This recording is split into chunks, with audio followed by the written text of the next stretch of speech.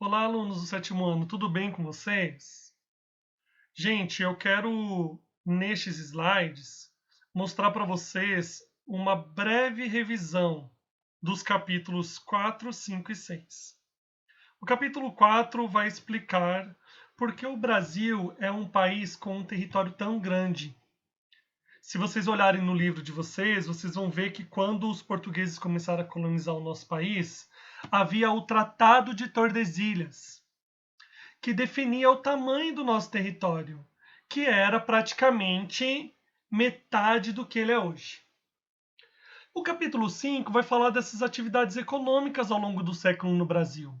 O pau-brasil, a cana-de-açúcar, a pecuária, a economia cafeeira e qual a importância dessas atividades para o nosso país até hoje, inclusive falando da indústria no século XX e do turismo.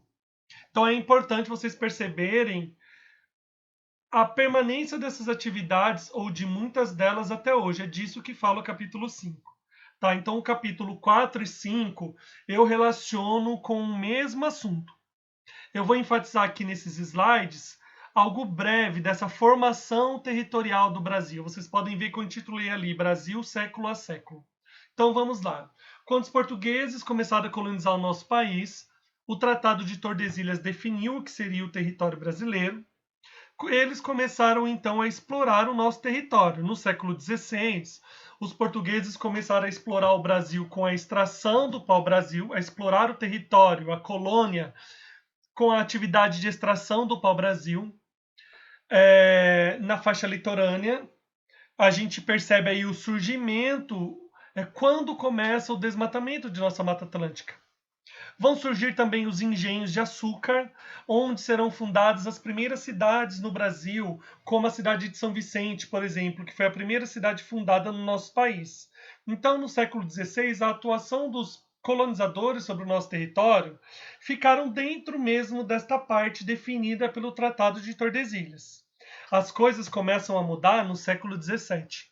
Primeiro, no século XVII, a pecuária avança para o interior do território. A pecuária é o gado. Então, por que eles avançam para o interior do território? Primeiro, o gado, os animais, eles ajudam a abrir caminhos. Os portugueses, eles chegavam para dentro do interior do território de nosso país, seguindo os rios e também a pecuária, que abriam as trilhas. Além disso, vocês podem perceber no mapa que ali onde há um Nordeste é uma área seca. Então, não havia uma outra atividade econômica que pudesse ser feita, por exemplo, uma plantação. Então, eles exploraram a pecuária.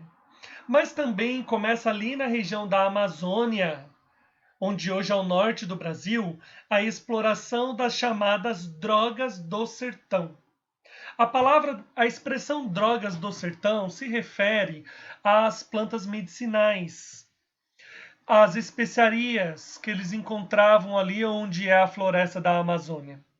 E a partir deste momento da exploração das drogas do sertão, foi a primeira vez que os colonizadores ultrapassaram o Tratado de Tordesilhas.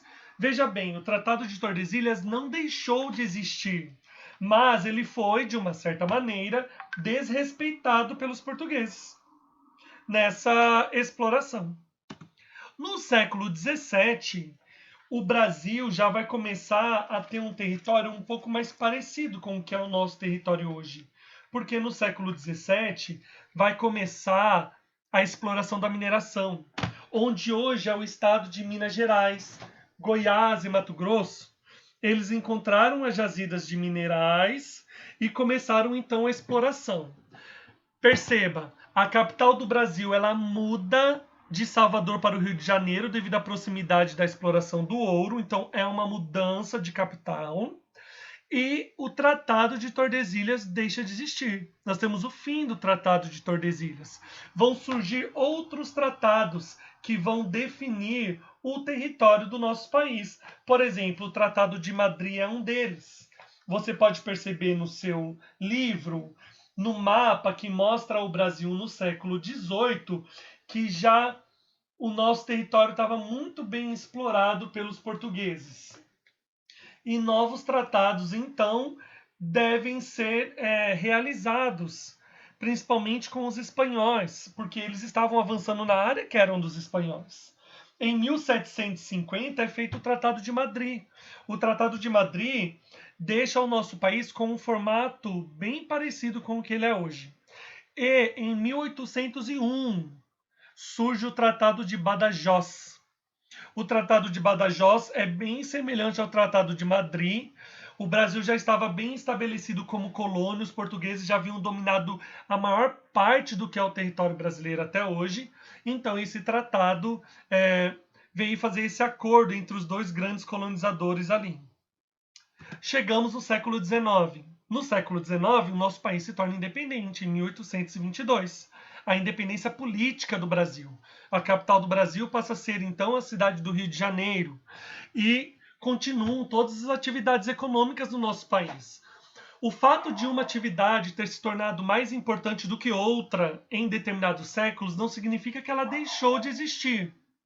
Nós vamos ter, por exemplo, no século XIX, a exploração do café, né? Aqui nos estados de São Paulo, Paraná, por exemplo.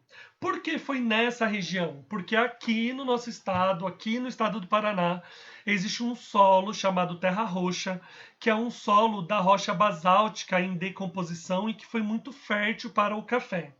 E o café foi a atividade econômica mais importante para o Brasil no século XIX.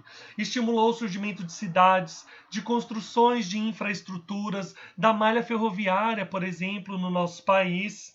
O nosso país vai começar timidamente a ter mais contato interno.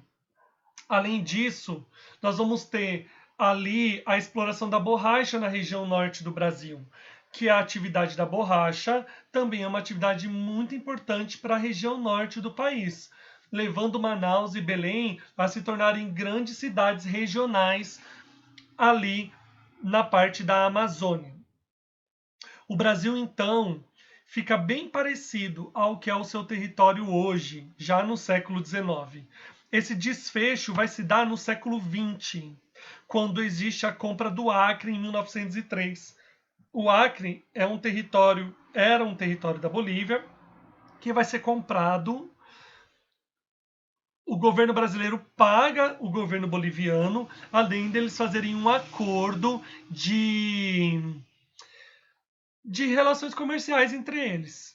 E por que, que o Brasil se interessa pelo território que hoje é o Acre? Por conta da exploração da borracha na época. O Brasil vai falir a atividade da borracha mais ou menos em 1920, mas em 1903 ela ainda era muito importante. Então, o Acre é o último território a ser anexado no Brasil. Nós temos o nosso país formado territorialmente. Então, aquele Brasil, que era metade do que é o território hoje no início do século XVI, é esse país de proporções continentais, o que é hoje no século XX. No século XX, o nosso país ele vai se modernizar com as atividades de agricultura, por exemplo. Depois de 1950, principalmente, com a urbanização do nosso país e a industrialização do nosso país, o nosso território vai ficar integrado, porque as regiões do nosso país elas não tinham contatos por terra entre elas, era por navegação de cabotagem, era pelo litoral. Só no século XX é que esse contato interno com construções de estradas, por exemplo, é que vai integrar o nosso país. A atividade industrial vai ser a mais importante e que vai proporcionar isso. Eu espero que eu tenha conseguido passar para vocês uma breve revisão da formação territorial do nosso país. Um abraço para todos.